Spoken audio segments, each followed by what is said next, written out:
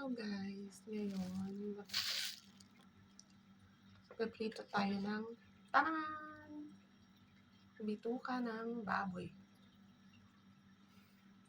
Inano ko na siya. Pinakuluan ko na. So ngayon, hati-hatiin natin. Piprito. Lambot na.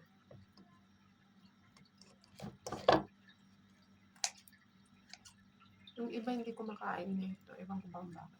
Siguro nandidiri. Linisan ko to binaliktad ko pa to. Linisan ko siya ng suka, tsaka asin. Tapos tsaka ko pinakuluan. Lagyan ko ng bawang, laurel, asin, paminta. Ano pa ba yung lagay ko? Basta yun.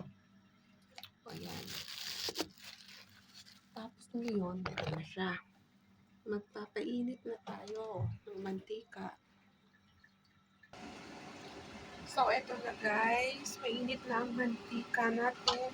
So, nilagyan ko lang siya ng asin tsaka ano ba yun? Chili powder. Loading. Lalagay na natin.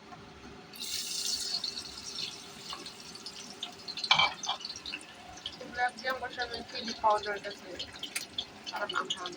Nahilig kasi kami sa maanghang. Napansip ba? First time ko magluto nito. Ay, kung malaki. Sorry.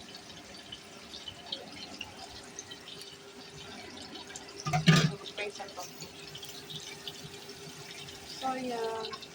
Kasi parang gusto kong kumain ng ano yung crunchy. Kaya, magluto tayo. Papapakin ko lang yun.